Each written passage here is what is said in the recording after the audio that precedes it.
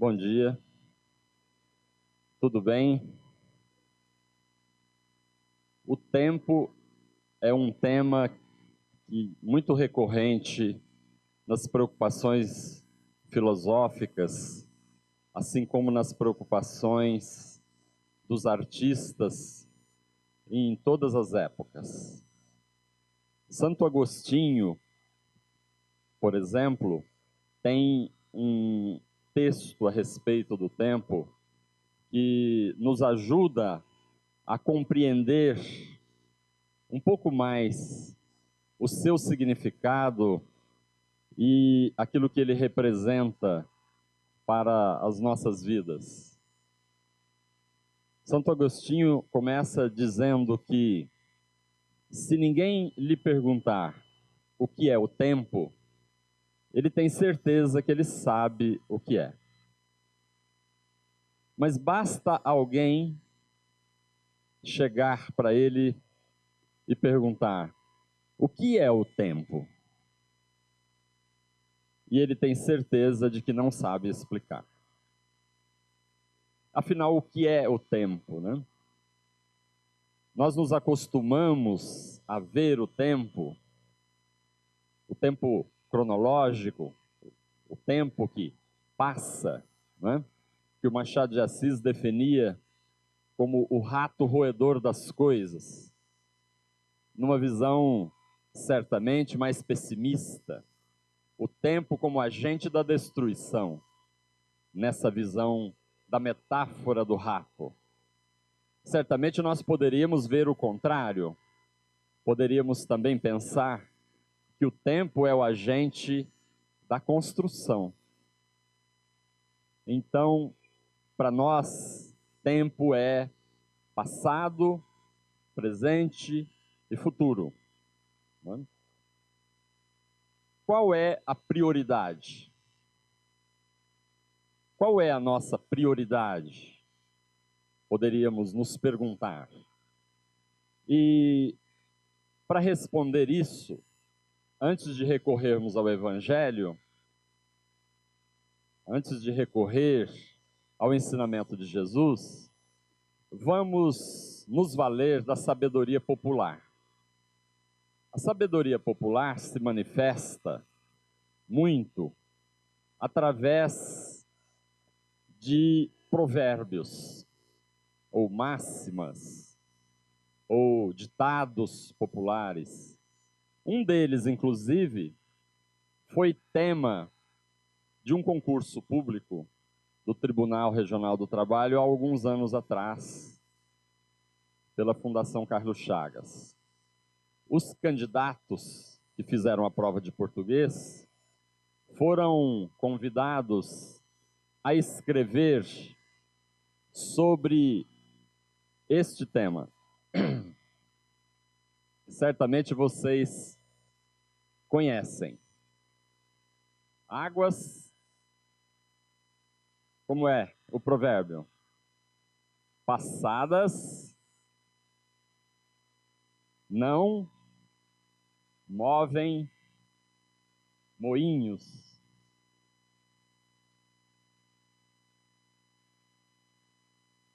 Alguns alunos, na oportunidade, me procuraram com essa indagação. Mas o que falar? Que tema mais difícil? Escrever o que sobre isso, né? Na verdade, é preciso primeiro entender o seu sentido, procurar discuti-lo à luz da razão, não é? O tema é figurado. A ideia que ele traz é muito simples, não é? Os moinhos são movidos por água que chega, não é? Seja o antigo monjolo, sejam as turbinas das hidrelétricas, enfim, a água é a energia que movimenta as pás do moinho e produz, seja a energia elétrica, seja o que for. Não é?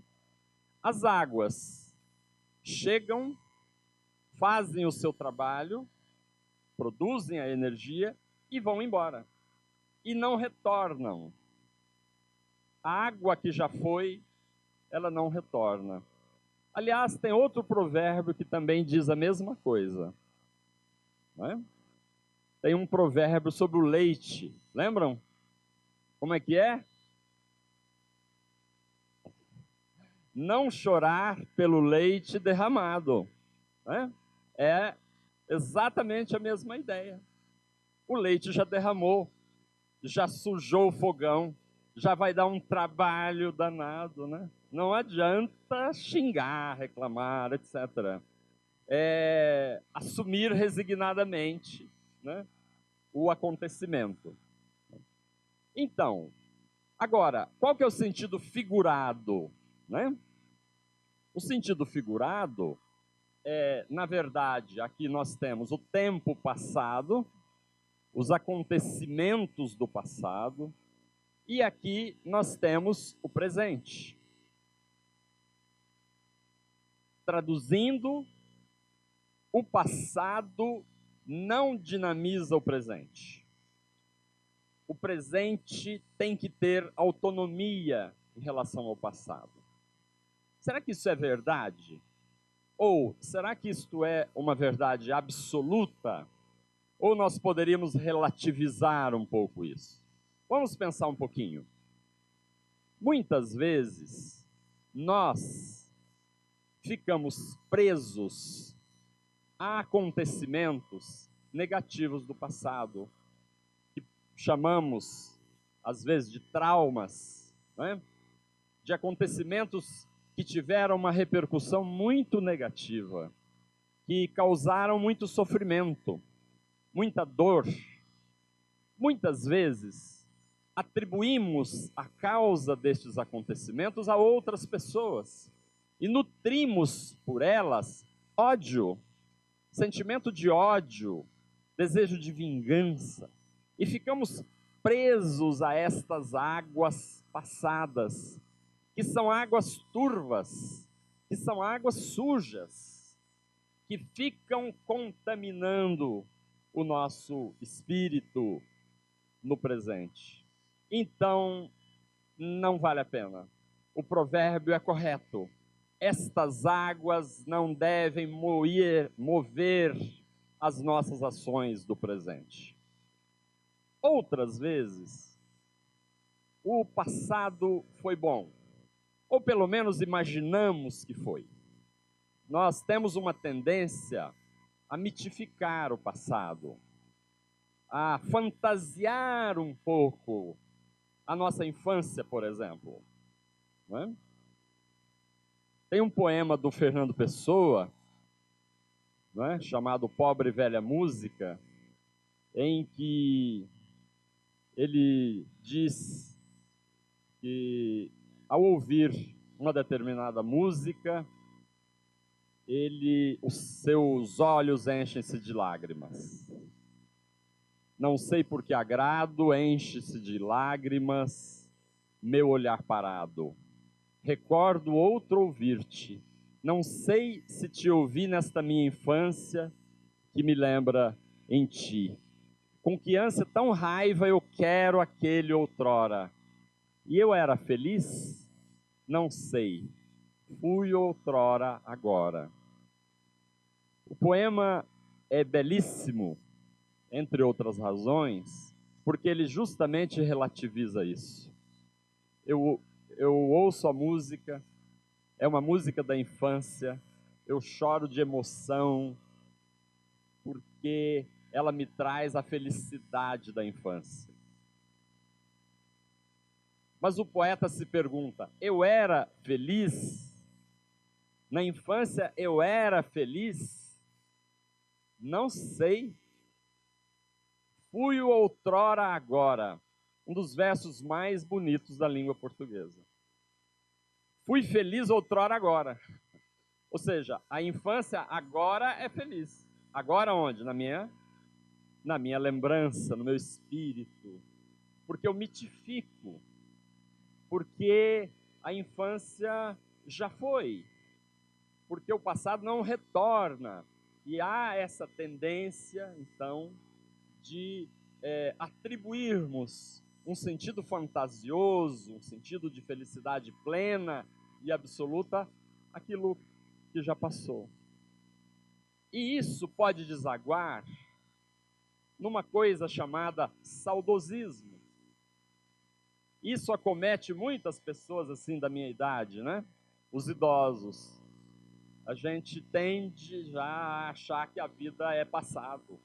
Ah, no meu tempo que era bom. Ah, como era, né? A gente olha para a cidade e fala, mas essa cidade, né? Nos anos 60. Ah, mas a música dos anos 60. Ah, mas hoje tudo é ruim. No passado tudo era bom. É verdade isso? Hã? Claro que não. Hoje há coisas boas e ruins, no passado havia coisas boas e ruins. Só que nós temos essa tendência. Por isso, o provérbio é verdadeiro. Ele nos ensina muito. Águas passadas são águas passadas. Não devem dinamizar o nosso pensamento, nosso espírito, as nossas ações do presente. Por outro,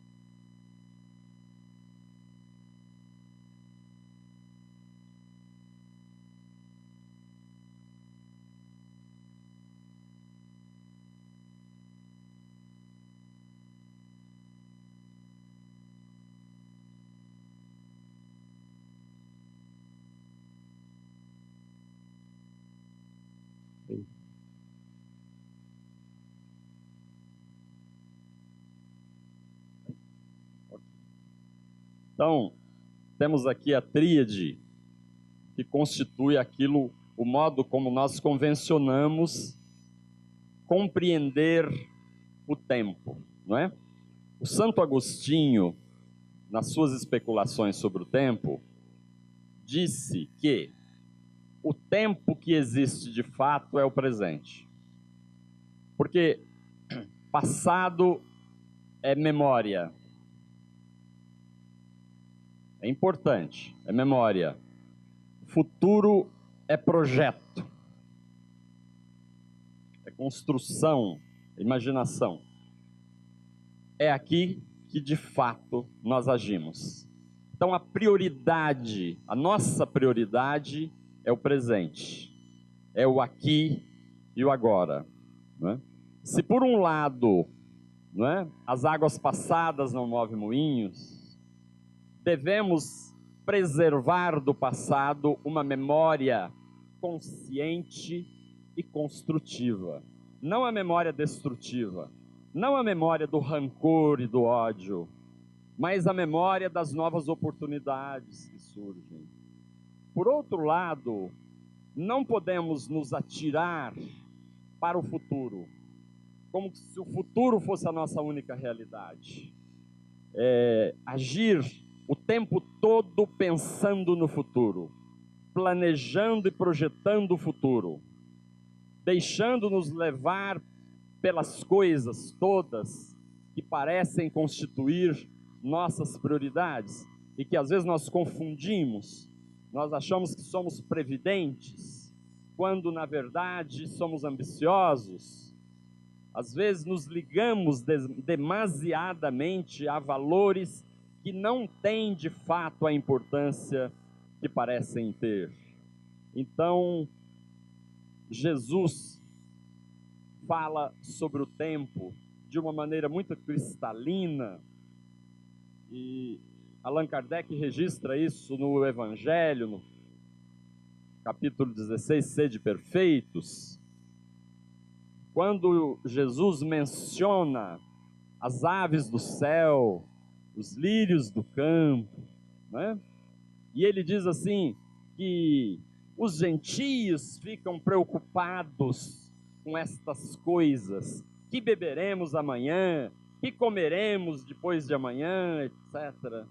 Os gentios, ou seja, aqueles que estão absolutamente marcados pelas preocupações materiais, aqueles que ainda não se tocaram em relação aos valores espirituais da vida, que constituem a nossa verdadeira prioridade.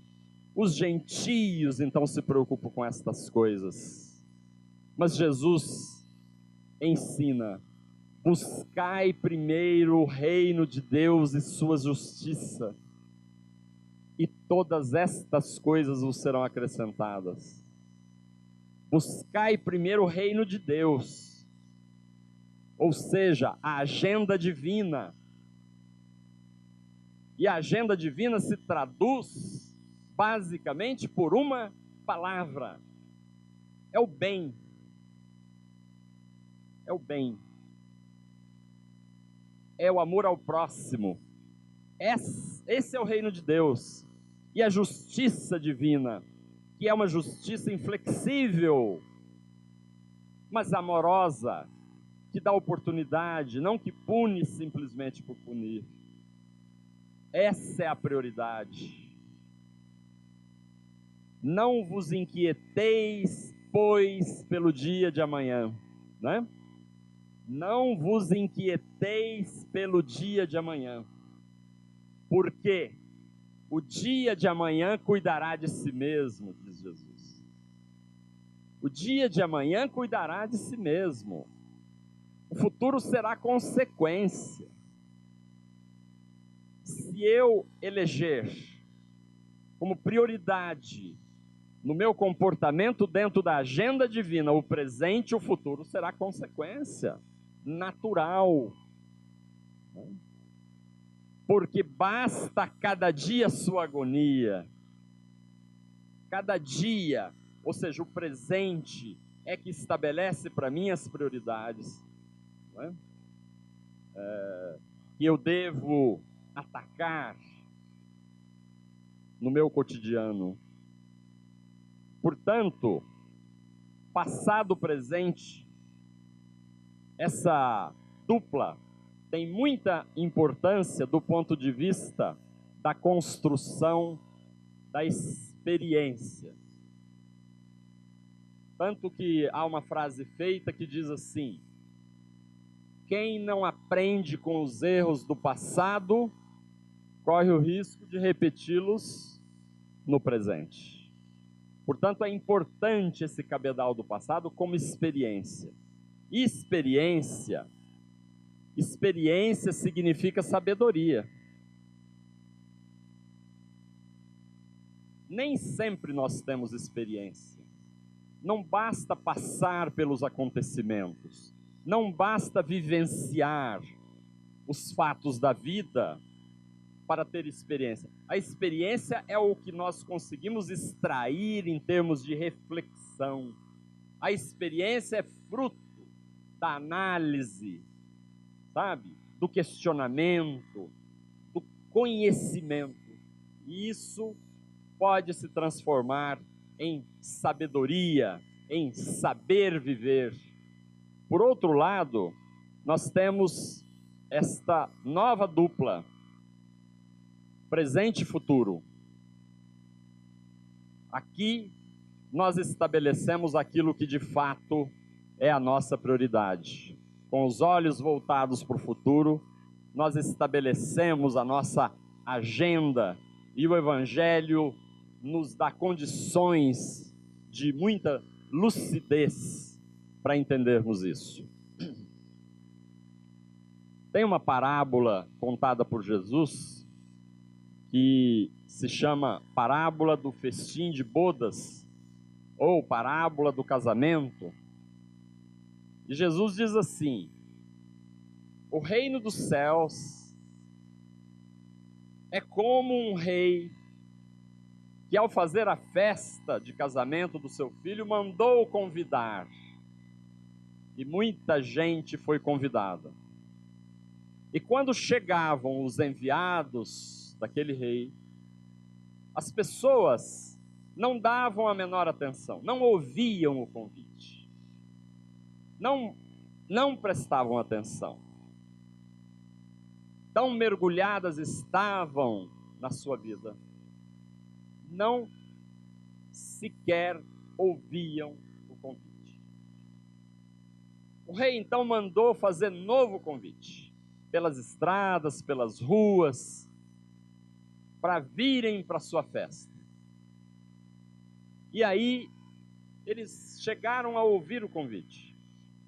Mas uns diziam assim: não, eu me casei, eu tenho que cuidar da minha família. Outros diziam: eu comprei uns bois, eu tenho que cuidar dos meus negócios. Eu comprei uma fazenda. Cada um tinha os seus afazeres, as suas prioridades. Se negaram a comparecer à festa.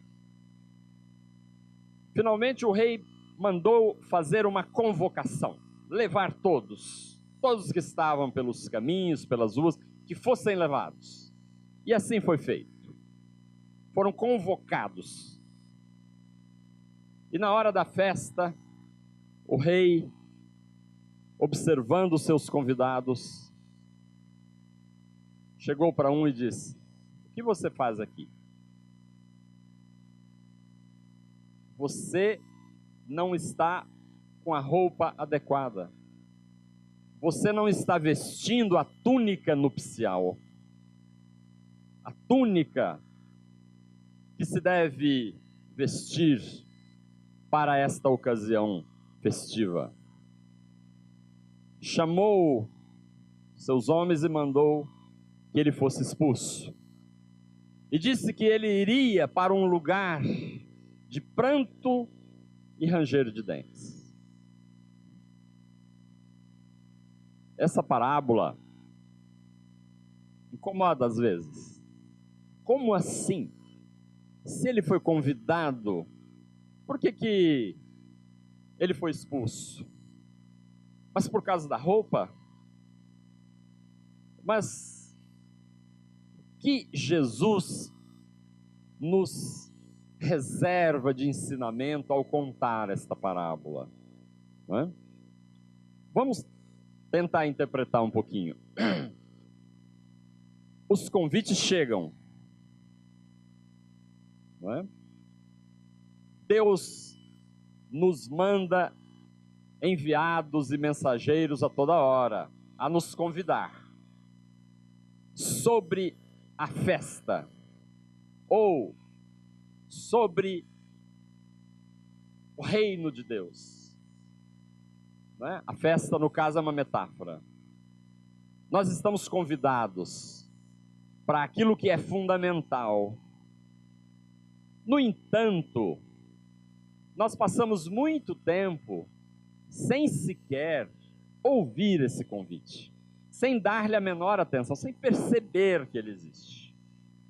Tão voltados estamos para as coisas de César, que não percebemos as coisas de Deus.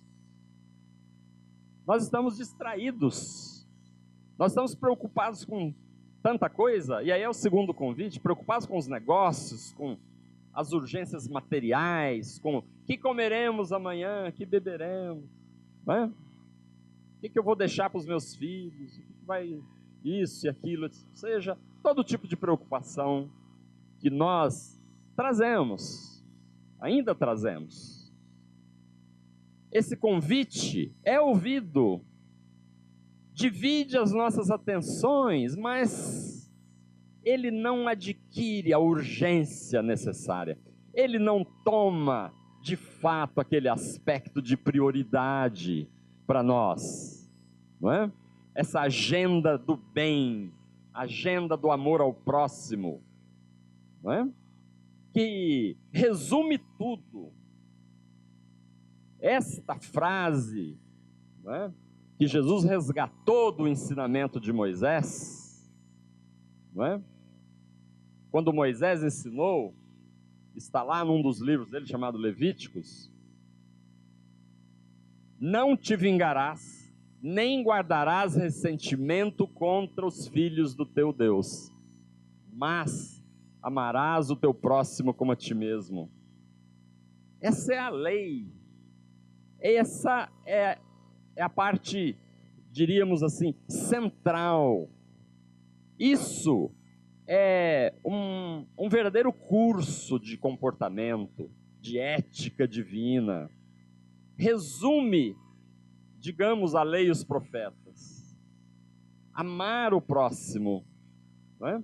Nós nos perdemos um pouco, muitas vezes, em relação a esta frase, porque a palavra amar nos confunde. Amor é uma palavra que tem um sentido, não é? Já tão marcado para nós, não é?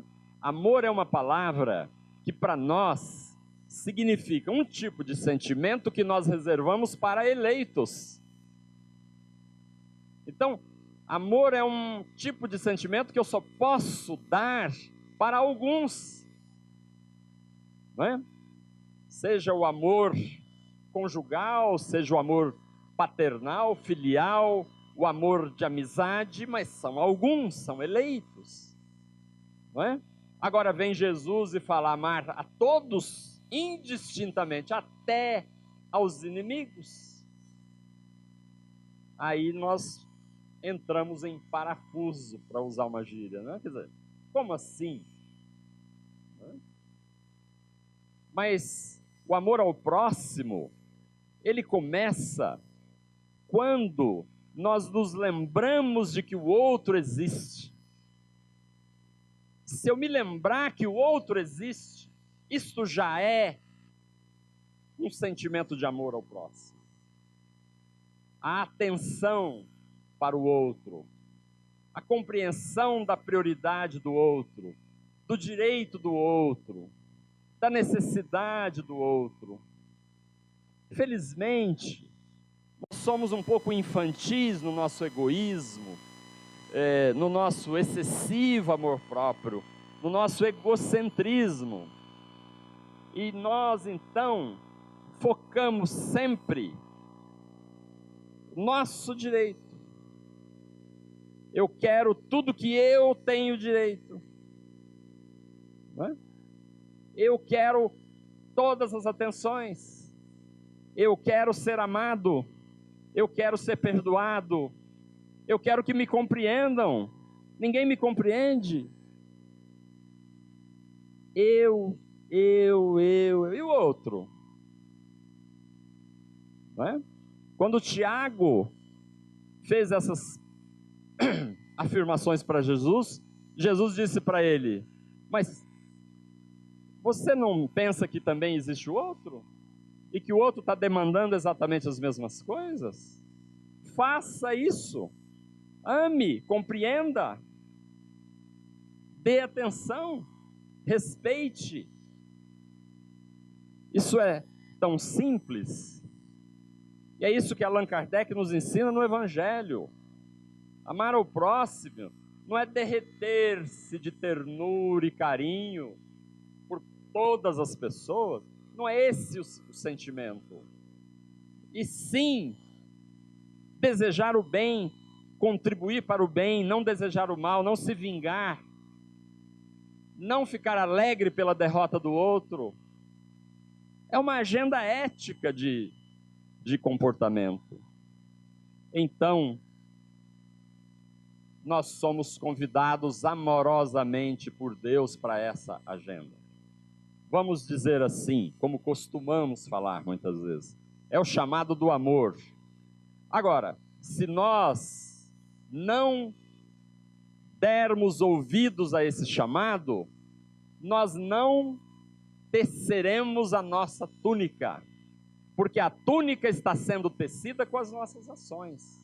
É o perispírito que está registrando tudo o que fazemos, sentimos, pensamos, desejamos, todas as nossas vibrações. Então a túnica que foi cobrada daquele convidado não era vestuário material, não era aparência, é da aura, é do perispírito, é aquilo que a gente constrói. Quem aceita o convite para o reino de Deus e sua justiça, que é a prioridade colocada por Jesus, está construindo no seu dia a dia a sua túnica nupcial. E aí não haverá necessariamente que passar por pranto e ranger de dentes, porque esse é o chamado da dor. Quando ele diz, jogue para lá, né? É como, né, novas experiências reencarnatórias de expiação, né? Para, quem sabe, em algum momento, despertar a sua consciência para aquilo que é urgente. Esse ensinamento aparece claramente em Jesus em muitos momentos. Eu vou me lembrar de mais um para encerrar nossa conversa.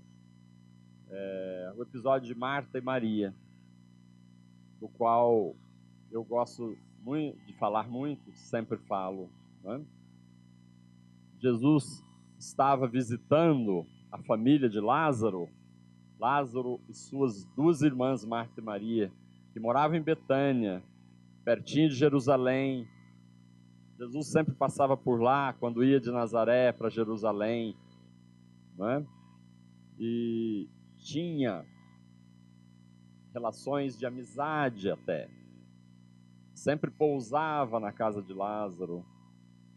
Então, num desses dias, conta o Evangelho, Jesus está na casa, Maria está aos seus pés, ouvindo embevecidas as palavras de Jesus.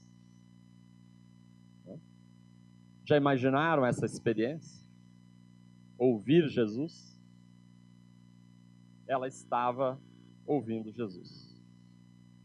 E a sua irmã Marta estava cuidando dos serviços da casa, para lá e para cá, limpando aqui ou ali, providenciando as coisas da casa. E num certo momento, ela chegou para Jesus e disse: Senhor,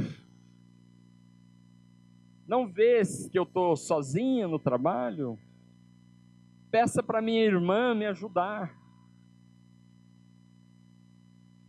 Então Jesus diz: Marta, Marta, você está inquieta e preocupada com muitas coisas, mas só uma é necessária.